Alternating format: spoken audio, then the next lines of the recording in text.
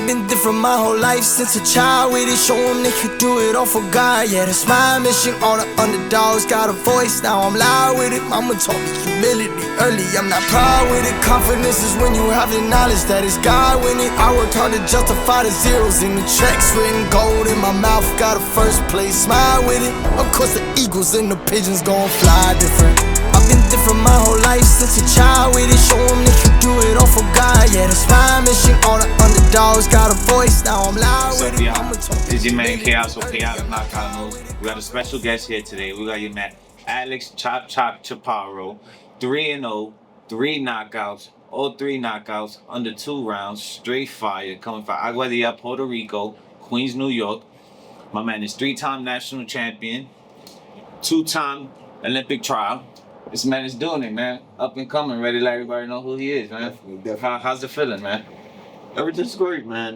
Doing what I said I was always gonna do, and just keeping it going. That's it. Pretty much it. I wanted to ask you, what made you grow love for the sport and get you started? I mean, my father used to box when I was younger. When I was before I was even born, my father was boxing, and we would always play around with the gloves. And then when I was around 6, maybe turning 7, my father got incarcerated for about, he ended up doing 10 years. And so I want to be like my dad, and just started boxing and going from there.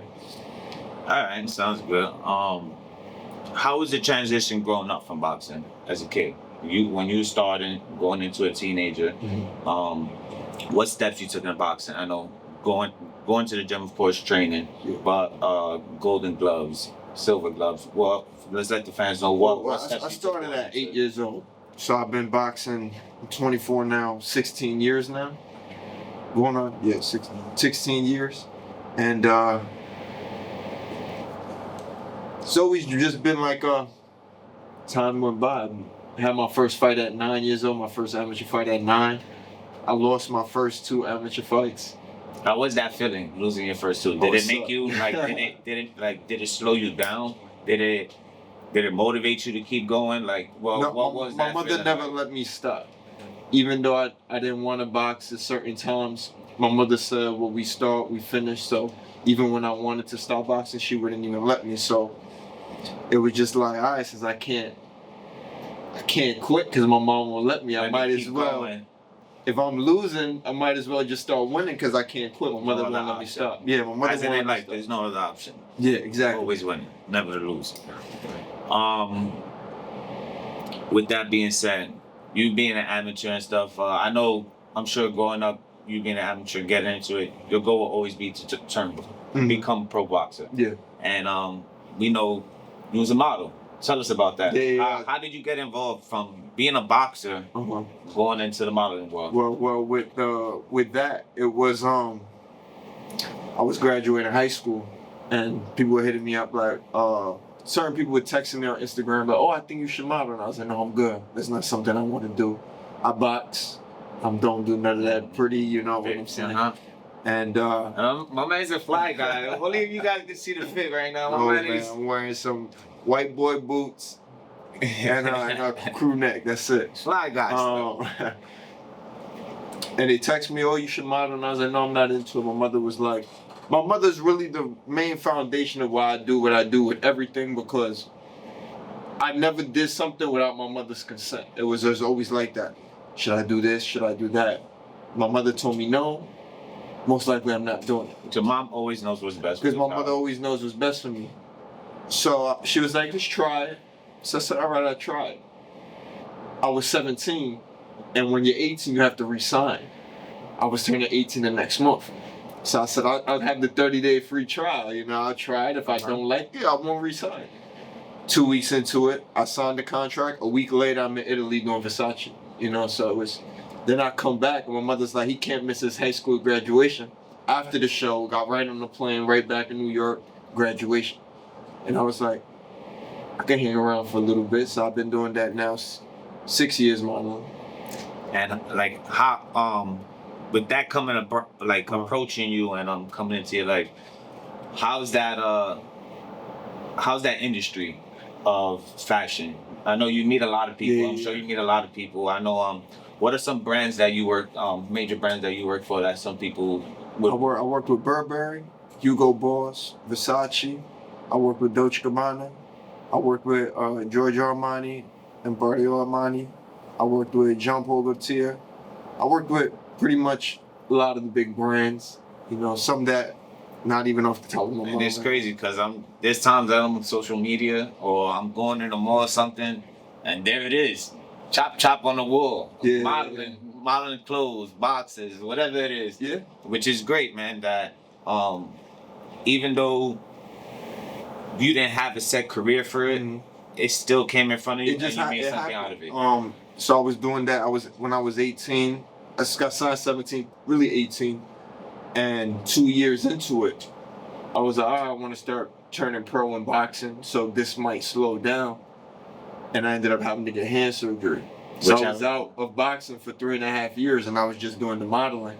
So that's what really boosted the career, the modeling, that time out of boxing, recovering. That's something that kept you up as a hobby. That kept you busy, kept you going. Yeah. How was it with that injury?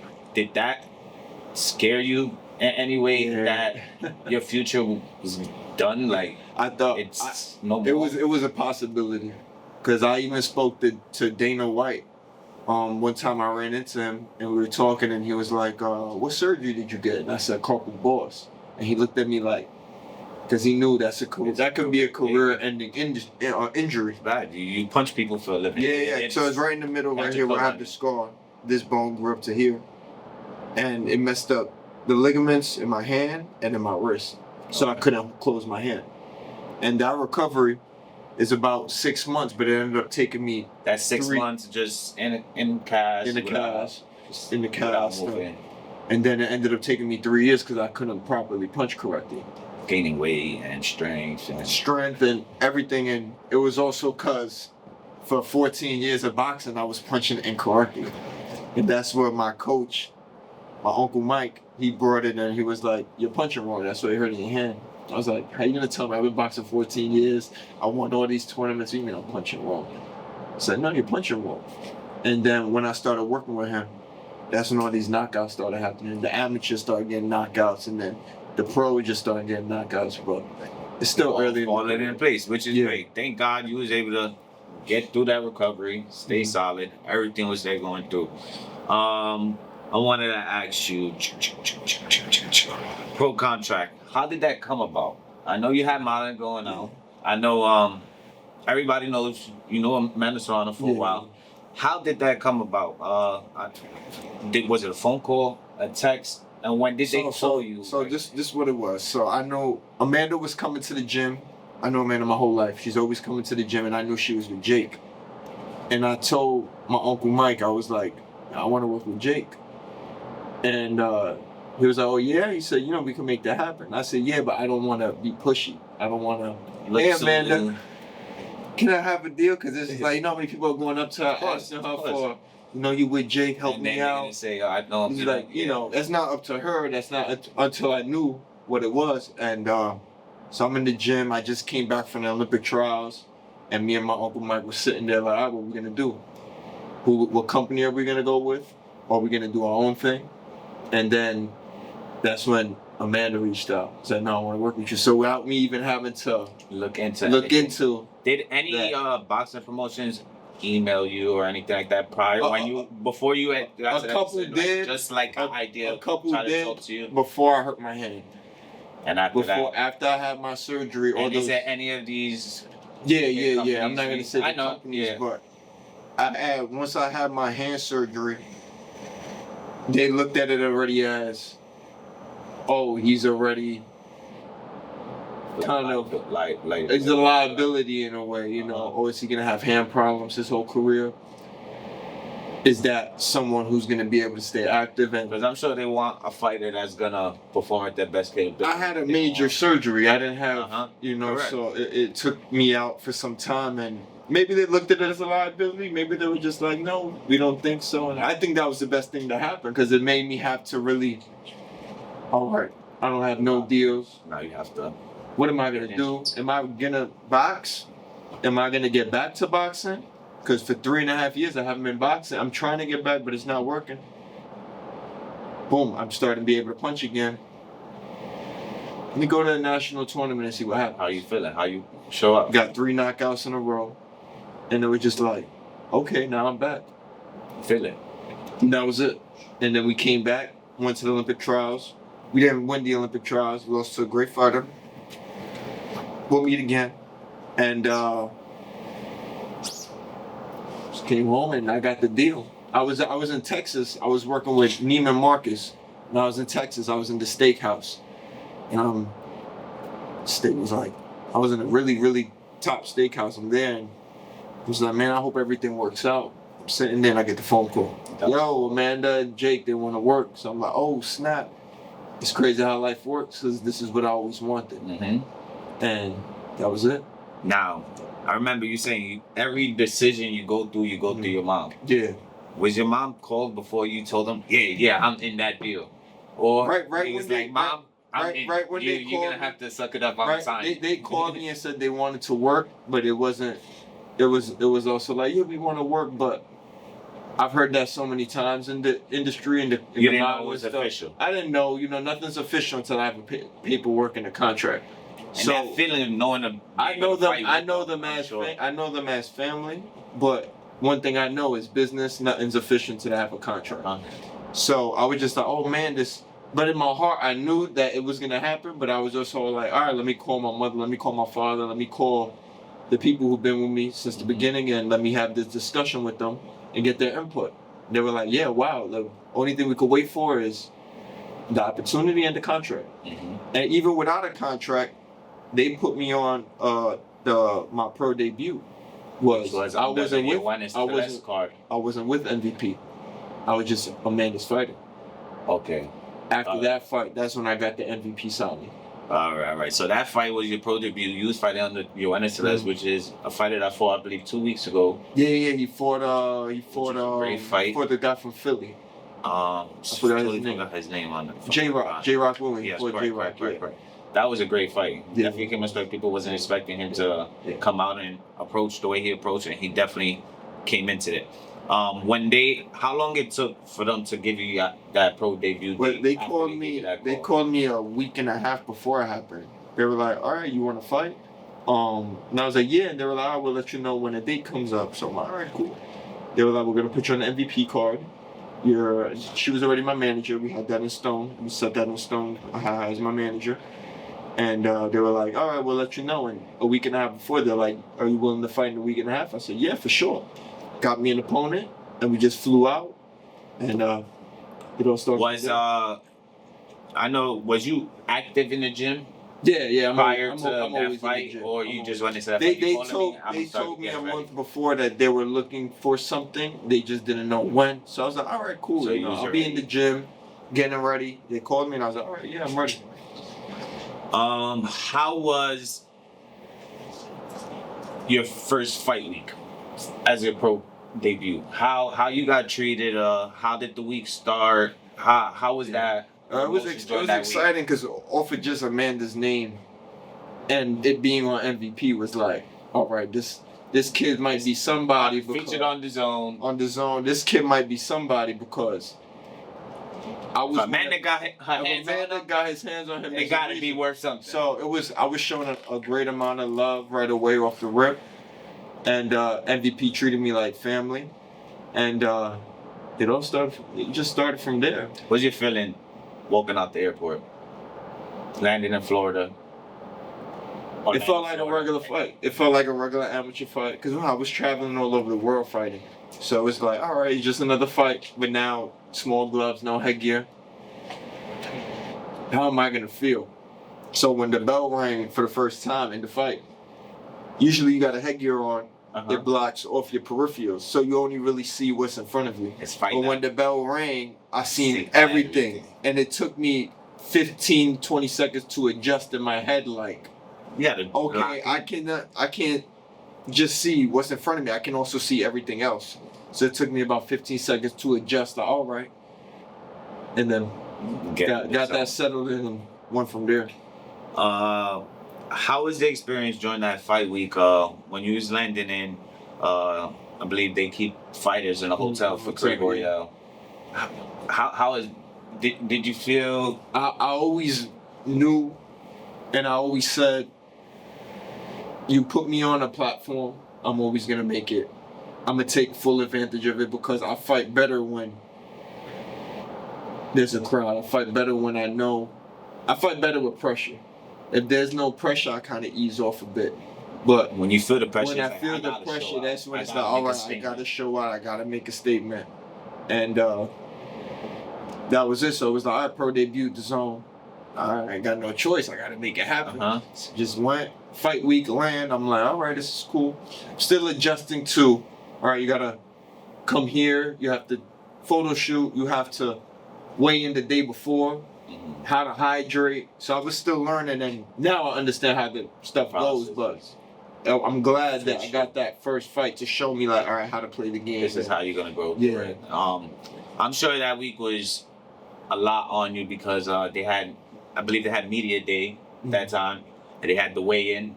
So was a lot of people coming up to you? I know, knowing you as Amanda Serrano's fighter, was you getting a lot of interviews? Was a lot of people I was getting some interviews, but I didn't feel anything like, oh wow, like this might be a little. No, I felt comfortable because I always knew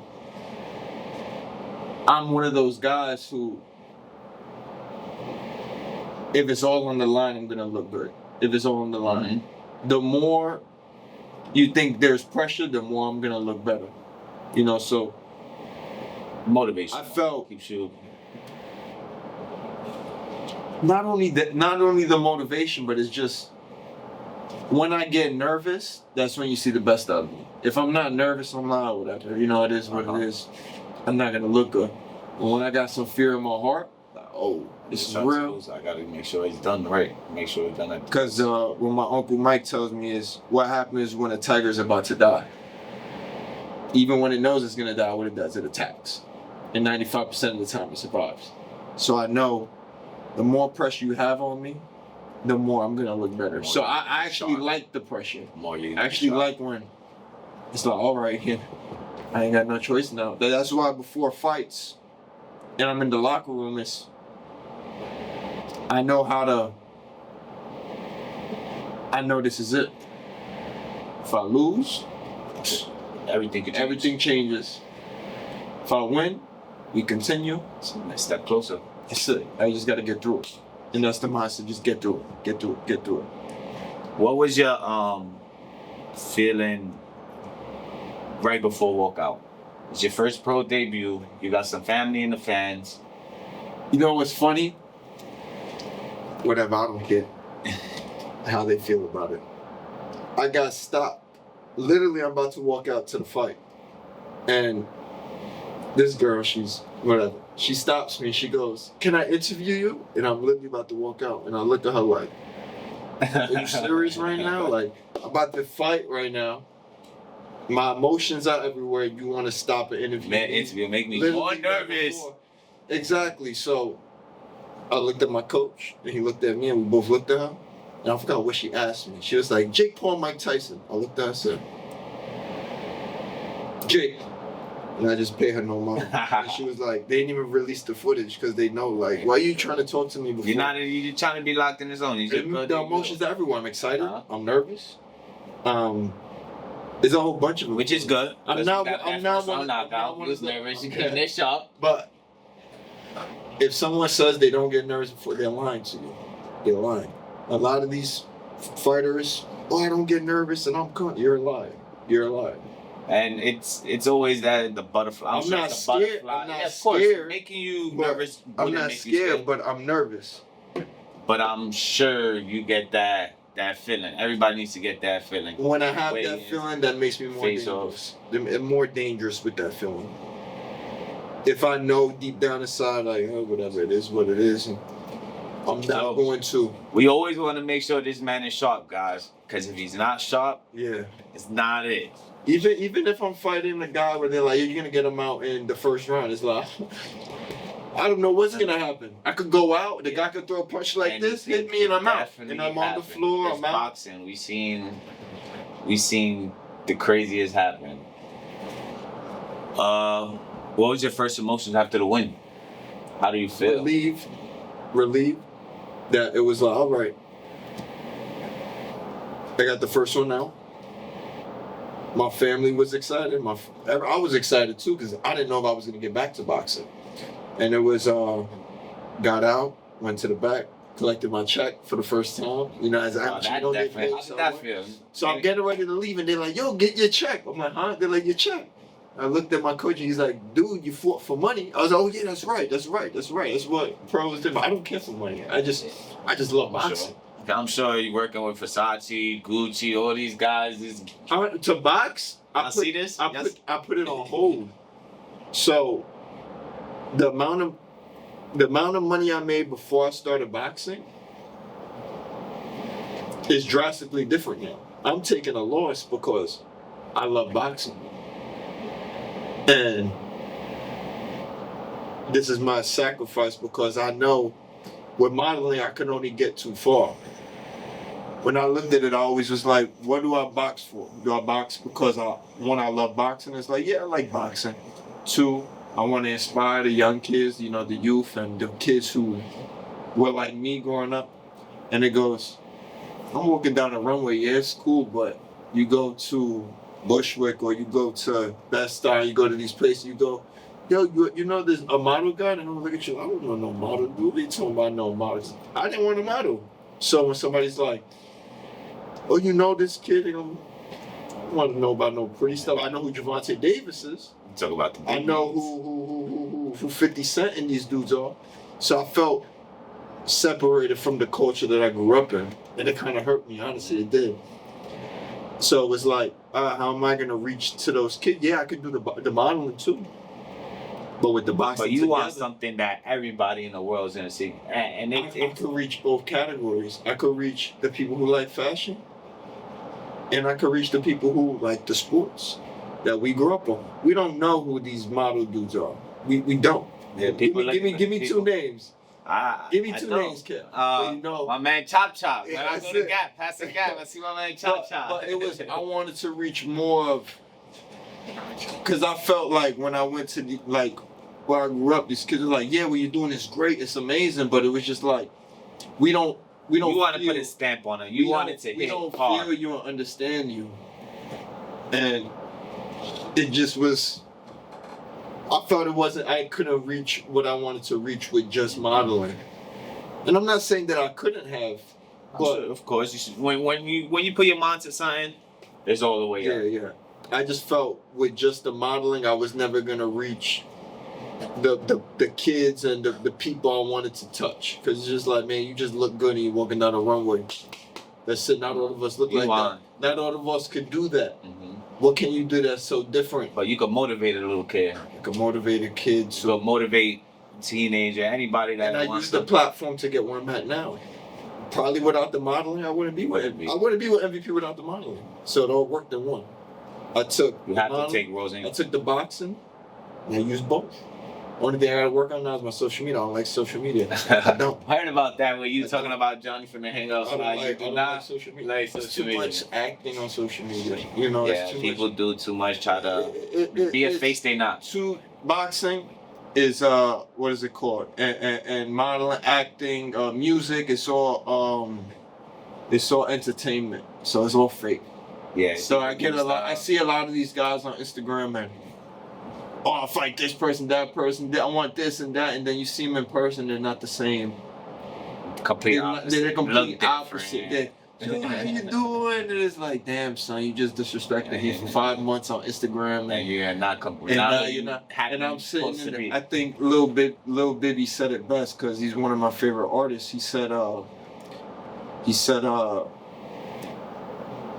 that he don't even like the music industry. He just accepts what comes with it because that's what he has to do.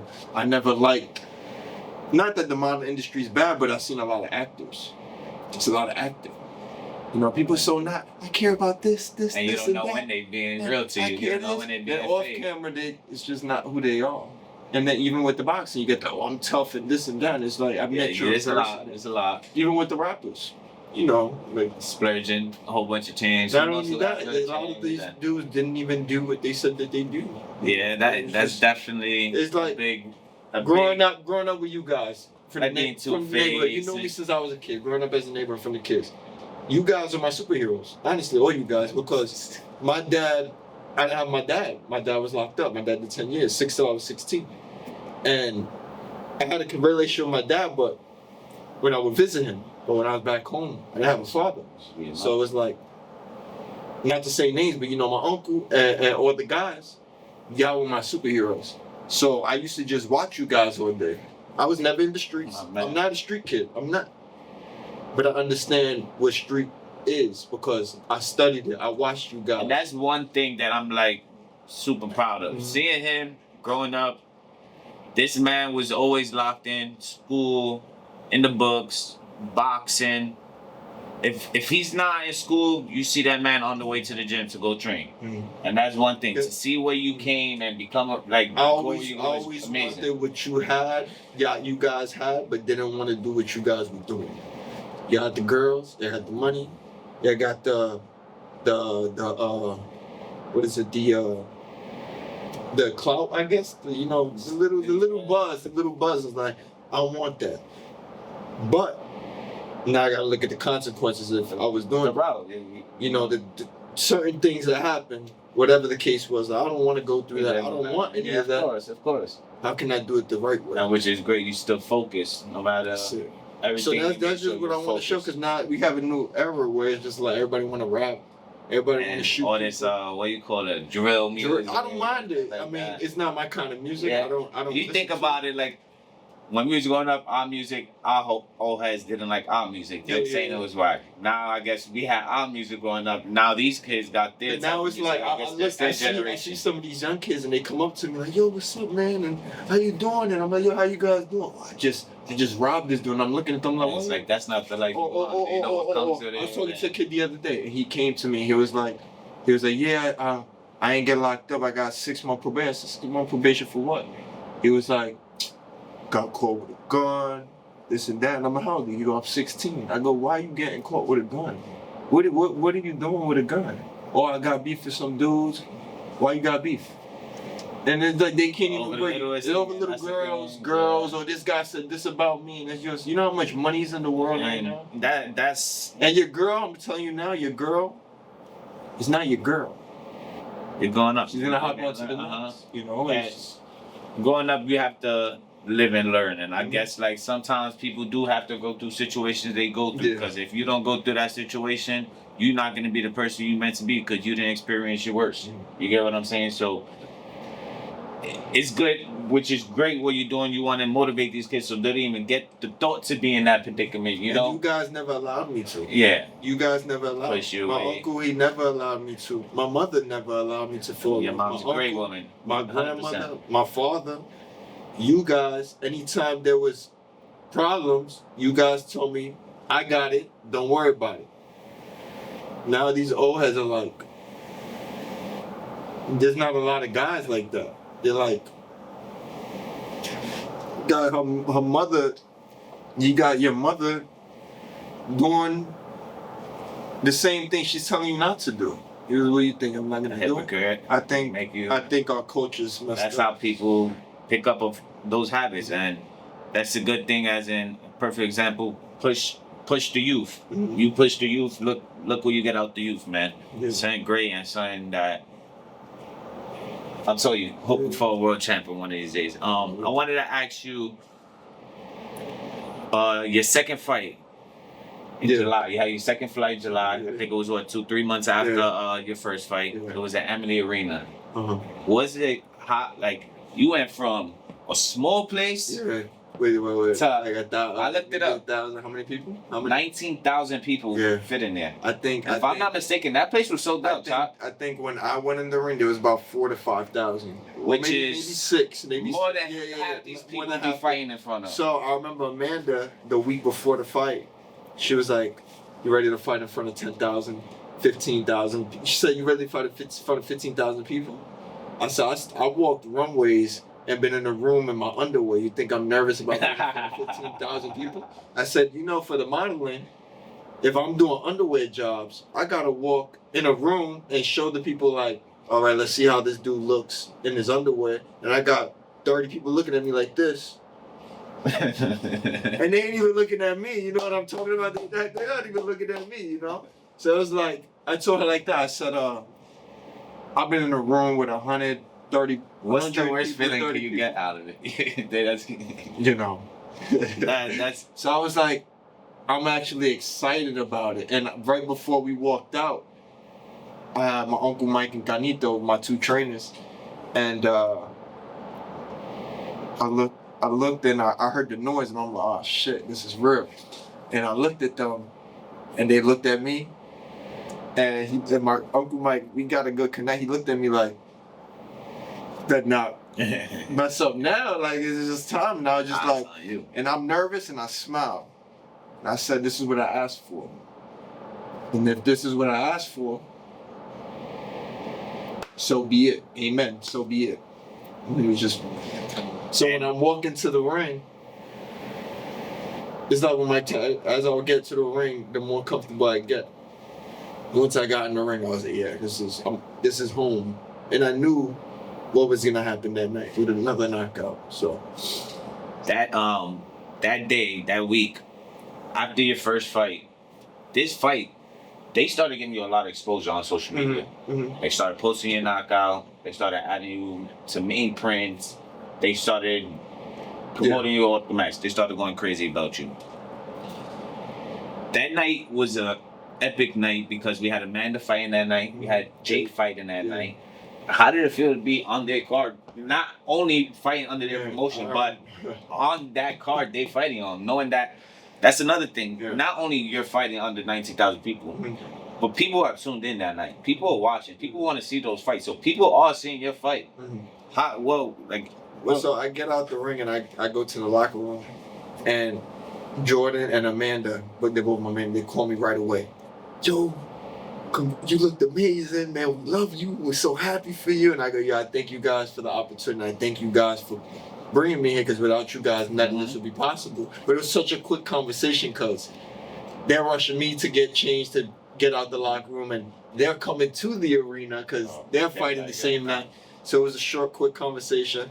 I go, and I go out to my family, and I'm with my girlfriend, whom that's most solid chick. And I'm like, I really want to eat. I'm hungry. I want a hot dog. I was like, yo, I want a hot dog. I want something. I want something. So we're trying to go. So we start going to try to the vendor, and I couldn't, because that was like 200 people stopped me for pictures, and I'm like, I just want to get a hot dog. So I'm taking pictures of them, and I'm looking at her. She goes, "This is what you asked for, right?" And I'm like, "Yeah, it's true. It's kind of what I asked for." Showing you love, and I was like, "Damn, this is what I asked for." 200 people, 100. She recorded it all. I'm like, "All right, this is what I asked for." So be it. I gotta. If this is what I prayed for, I asked God for me to do, and I gotta accept what comes with it. All right, so I gotta wait. I didn't even get to say hi to my family, all of my family, because I was just getting bombarded. You were stuck on the top floor. Yeah, I was stuck on the top floor. I remember that. It was great. That night, not only was an epic night because of Jake Paul and Amanda Serrano, that night had the knockout of the year. Lucas Body. I don't know if it was officially ruled, but it was definitely contested as one of the top knockouts of last year. I think Lucas had won it. I think he did. Yeah? I think he did. So yeah, I know he was definitely the top. It was definitely a shock. It was definitely like a whoa, because it was just H2O. They was expecting him to win that fight. Lights out, and I feel like he was in charge of the fight. He was doing his thing. He was in control. I think he was in control of the fight every second. Shout out to Lucas Body and H2O. Both amazing fighters, great fighters. Shout out to H2O. He got a big fight coming up. He got his comeback fight coming up. He does. He has his own promotion, I believe. H2O. He's fighting under Black Prime. I don't know the exact date it is, but he is fighting coming up. Good. I'm glad he's back. I spoke to him briefly after the fight. I said, "Yo, keep your head up. It happens." So he does have a fight coming up. Shout out to Lucas Body. He landed. Lucas, great fight last week. He claimed that this was. I seen the little documentary thing. Exactly, the shot he said he was gonna land was the shot that landed. And there was work. I seen the videos. They was working that shot prior to the fight. Literally in the locker room. I seen that video. Throw the double right hand and throw the left hook. So great timing. It was just a great fight with him, man. I didn't get to see the knockout, thank God I didn't see it because I don't want to see nobody get knocked out like not. that. Yeah. You know, I'm like, I'm I'm a good guy, man. You know. Yeah, we all want a knockout, but that was like. Ooh. No, it was just like if your eye was not on the ring at that moment, you probably been the maddest lad in the world. Yeah. You was. I looked down live and before it happened. Huh? My phone rang because you know my phone was blowing up on Instagram, so I got like a little thing, and I grabbed my phone. And I heard, oh. And I look and I'm like, oh snap! And you know, it happened. And my heart was like, for Lucas. my heart was like, oh man, like yeah, congrats to Lucas, but damn, I don't want to see anybody go out like that. We all want to knock out, and that's like know, that's kind of hard as a H2O. None against H2O. He's an amazing fighter. Yeah. It just sucks, like damn, to have like that. I know there's some people looking at him different now. And you know, I'm sure he got fans. I'm sure he got fans that's solid. But then I'm sure there's also other people that's like, he's probably not it no more. You get what I'm saying? I don't know why, because it happens. Yeah. I mean, That was not anything happens in boxing. It's not like he got beat up. Yeah, correct. No, he was in charge that whole. He was having a great fight. He got caught. Yeah. And that was it. That was really pretty much it. So he got caught. And I told him when he came out, I said, I respect you for coming out, because most people would have just left. Mm-hmm. They would have left, like, man, I just got knocked out. He actually came, TV. He came, he had family. He said, what's up to all of us? Came, started talking to him, she pulled him to the side. And I said, I respect you all for just coming out. Because most people would have left. Yes, the choir, he did. Choir, that's one thing. I respect you for that as well. Yeah, you definitely did come out. You were still talking to fans. You didn't keep your head down. You kept your head up, and you stood solid. So shout out to you, H2O, for sure, 100%. That was a great fight. I know that fight was a great feeling after having family with you. We was all outside. We was like, I think 20, 30 deep, all shirts. 30. And as a family member, bro, being next to him, seeing everybody come up to you for photos, pictures. It was a great feeling. Yeah, signatures. I remember first thing you looked at is like, what do I do? I'm like, damn, I'm hungry, man. I wanted to get a hot dog. I forgot what I wanted. It was a hot dog, pretzel, or something. And I'm like, yeah, I'll just go. Like, And my girlfriend's like, wait, this person. And then before you know it, it's like, oh, you were the kid. Oh, yeah. So we're just like, all right, this is what comes with it. It's, you know. So, that was a great night, definitely. Fun night. Amazing vibes over there. A lot of fans. From there, you end up fighting October. You went from July to October. You went to Puerto Rico. I noticed, how was it being able to have your camp out there? I know you usually do camp out here, right? Yeah, usually just you do camp out here, comfortable. Yeah, well, I'm comfortable. In the zone, you don't have to worry about outside, your weather, your tight. But over there, you was in camp out there. I think Canito was out there with you. He was training, he was going back and forth with you and man and stuff. How, was it fun being able to train with, you was with Giancarlo, Rivera? No, we didn't train together. I was in the gym with Crystal. John Paul. He was in the I don't know where he trains in Puerto Rico. I think he trains in KHAOS. But I was in the gym with Crystal, and we weren't training together because we have our own. But we were in the gym together. We got to see her spar. Have a gym out there. She was watching me spar, watching her spar. You know, we're talking here and there. But you ever thrown on the gloves of the manga? No, I never got the ring. No, not like spar. I never. I see where sometimes I think she spars with lefty. Yeah, she spars with lefty. She spars with a lot of the guys, but no, I was just never. I mean, I don't think it makes sense because I'm like this, and, you know, she's shorter, and it's just like, who the heck is she ever gonna fight? That? It don't make no sense. The weather, being out there. How was the size venue in there for you? Like. It was small. It was the same size as Kareem.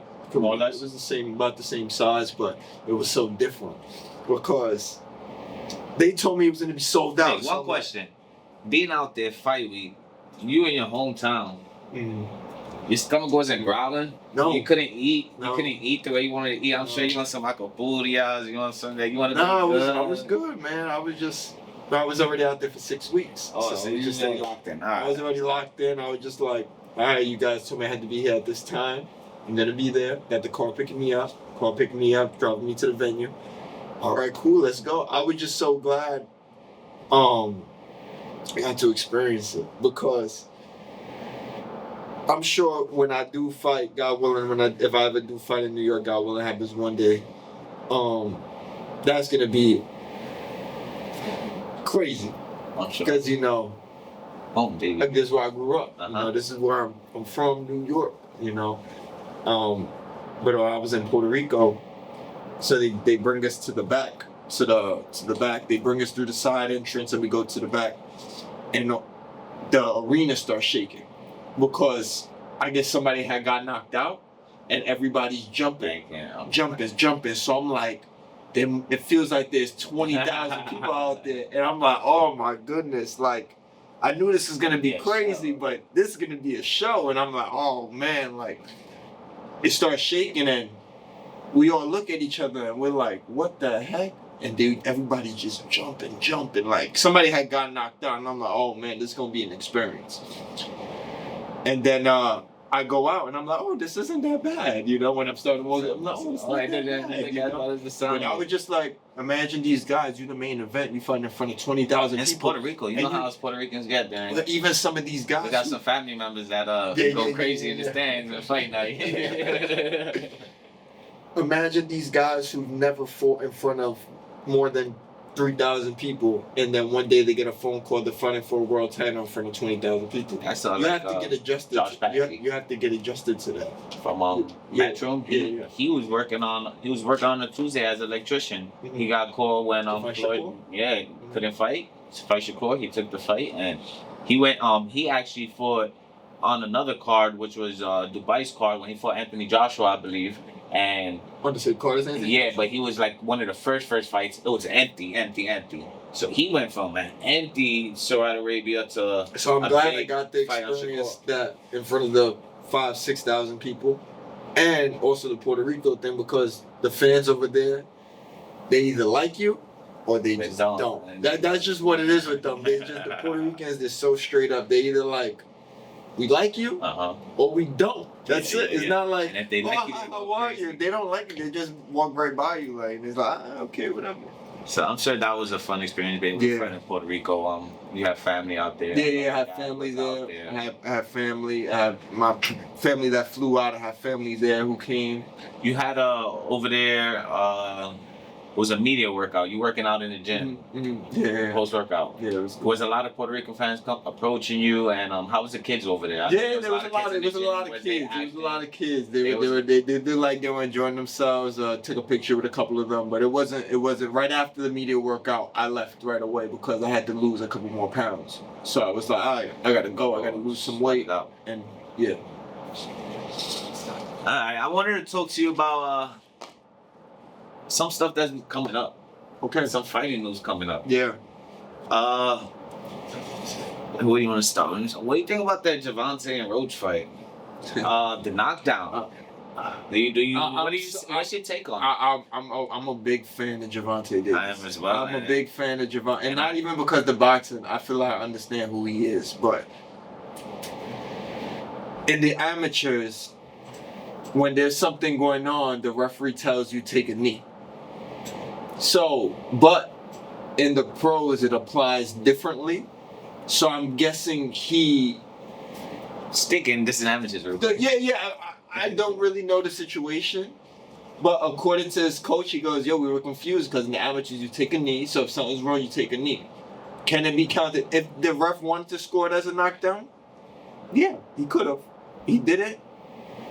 You know, so it falls how it falls. It falls how it falls how it falls. You know, Roach did have a good fight. Roach did tremendous. Yeah, Roach did tremendous. He did tremendous. And you know, I thought I'm a big Gervonta fan. I really appreciate Gervonta. I appreciate what he's done for the sport. I felt Roach edged it out a bit. And I'm excited for the rematch if the rematch is coming. We definitely want to see it because you know there's gonna be fireworks. They fought in the amateurs. They had a great fight with each other. Everybody wants to see a rematch. Yeah. Now it's about what's gonna happen in a rematch. Is someone gonna get a knockout to make sure there's no draw, or is it gonna be a 12-round showdown? Well, Roach, I wasn't very familiar with Roach, but that night I was like, oh wow, this guy really knows what he's doing. So he was reading Gervonta like Javante couldn't get that They counter knew each punch. other for years. And it was messing him up. They knew each other they sparred, they fought in the amateurs. Yeah, so they've seen each other personally. And he sounded real confident before that fight. Because when Like, you're he around, knew. you're Like, around like someone you said, so much. you know that person. Yeah. You You're know around their someone body. so You know how they coming. So Yeah. he knew what he was going to ring for, and He fought the perfect fight. yeah. What we got here? There's a couple stuff I want to talk to you about going on. Oh, let's go with a MVP. Okay. Alicia. Alicia How you feel about the signing? I actually That was the dope. day I went to see your pro debut, I actually bumped into her Did you? inside the weight room. And I got She a was picture there? of her. Yeah. I didn't even know she was there. I believe it was that fight. She was there. I got a picture of her. Yeah. And I was like, now that she signed on MVP, it's crazy. Yeah, no, it's great. It's great for women's boxing. It's Amanda great for- wins in July. He got 2 undisputed fighters in MVP. Well, Amanda's already undisputed fighter. Oh, That would be her second. no, that's what I'm saying. There will be 2 now. Yeah. So that'd be a great Yeah. feeling. I was with Edgar Berlanga. I don't know if you heard. He's gonna be a free agent. Yeah, I heard about that. I know he's probably getting a lot of deals and stuff like that. Okay. I know you probably don't know anything like that.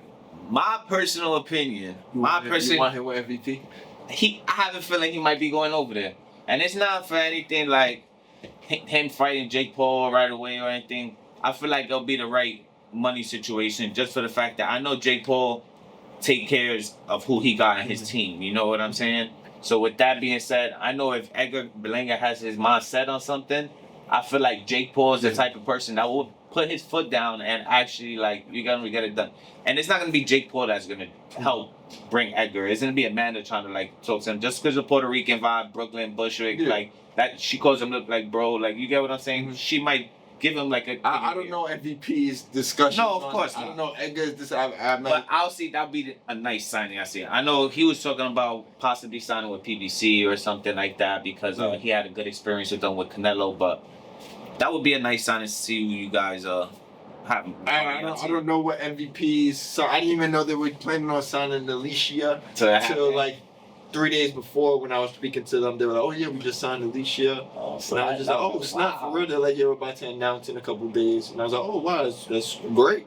But I don't know their plans with Edgar. I don't know their plans with whoever they're signing next. Honestly, I don't. Yeah, I don't know. I really don't know. I don't even know who. I don't even know. Jake's fighting next. I don't know anything. Yeah, that's the one person. I just a lot fight. of people been waiting I just for. fight. Yeah, I don't. don't. That's gonna be actually a good fight with the females. I'm Amanda, Katie Taylor, part 3. That's gonna be going. I'll definitely be there. Madison Square Garden. Definitely. I know they're gonna go crazy in there. She. I know she's gonna ball out. Yeah. Last fight she did amazing. My personal opinion, I feel like she won that second fight 1,000%. I felt like she won. But boxing is boxing. Everything happens, like you said. And with that card, it would be nice to see Alicia Baumgartner fight on that card. Her first fight with MVP. Under Amanda, that would be a nice thing to see. You know what I'm saying? From what I heard is from all the posts and everything, it's gonna be an all women's card. Yeah, that's what I'm saying. So I don't see why Alicia won't be on the card. I don't see why she wouldn't be. So I'll definitely be there. I'll definitely. I seen then Dana starting TKO boxing with Turkey Ali. Yeah, I don't know anything about that either. That he's basically trying. What they saying is he's trying to start the promotion. Okay. And with that promotion, he's trying to start main fights and big fights. And with the big fights, he's trying to have a run like UFC. It would be boxing fight, no break in between commentators talking, to keep it going. You know what I'm saying?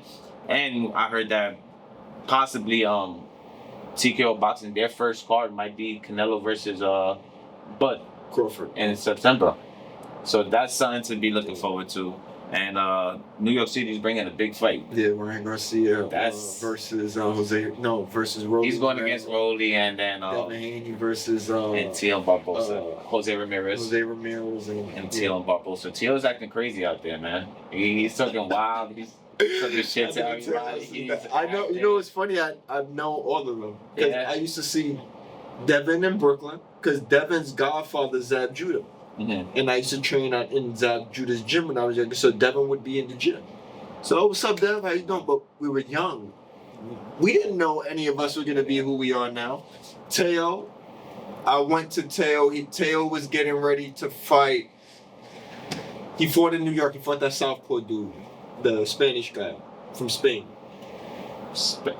He just fought recently. Lefty was sparring with Teo. So I drove Lefty to. I forgot where I drove him to go spar with Teo. And me and Teo were talking. He was like, "Yo, I haven't seen you in a while." I know all of them. Ryan, I know. Man, he's funny, man. He's definitely trying to. He's doing his thing with the fight. He's trying to let everybody know this will be a good fight to watch.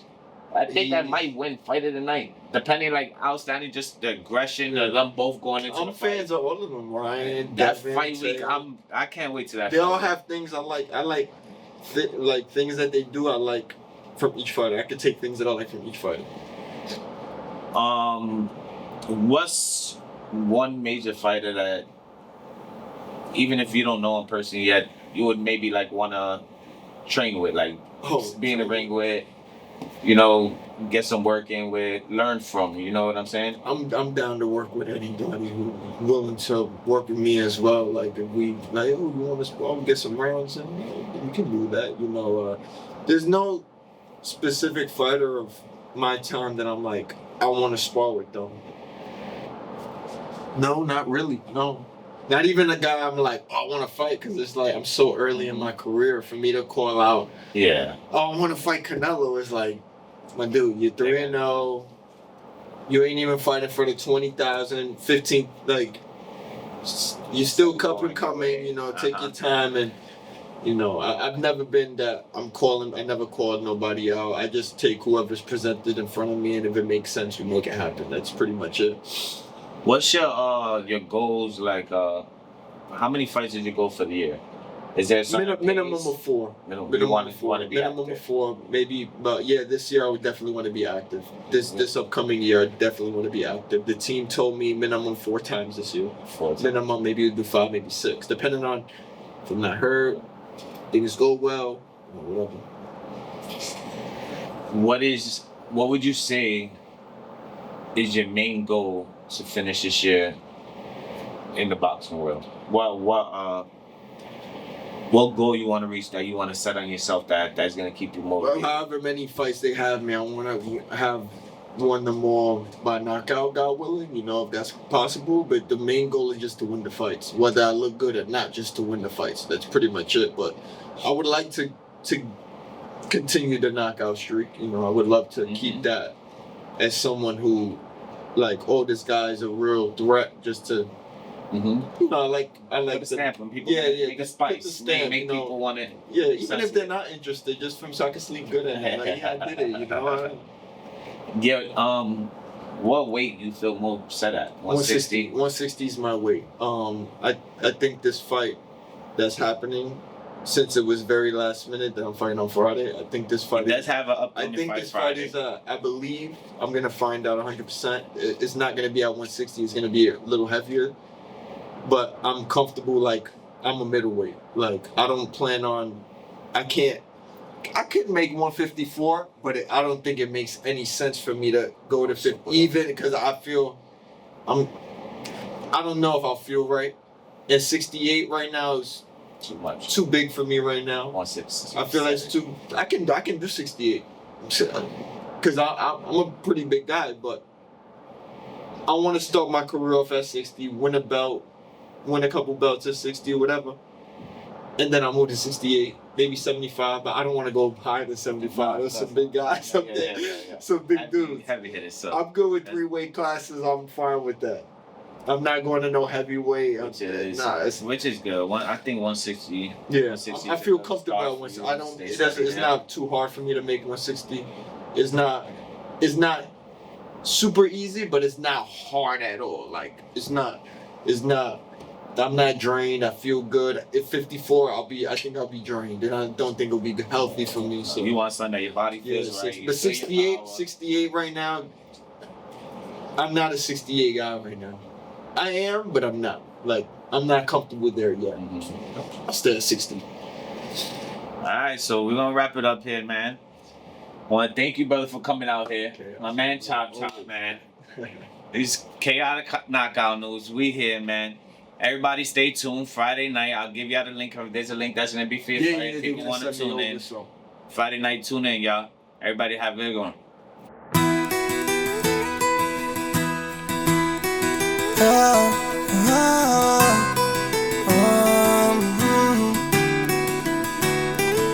the best around with it. I've been different my whole life since a child with it. Show them they could do it all for God. Yeah, that's my mission. All the underdogs got a voice. Now I'm loud with it. Mama taught me humility early. I'm not proud with it. Confidence is when you have the knowledge that it's God winning. I worked hard to justify the zeros in the checks. Written gold in my mouth. Got a first place smile with it. Of course the eagles and the pigeons gon' fly different.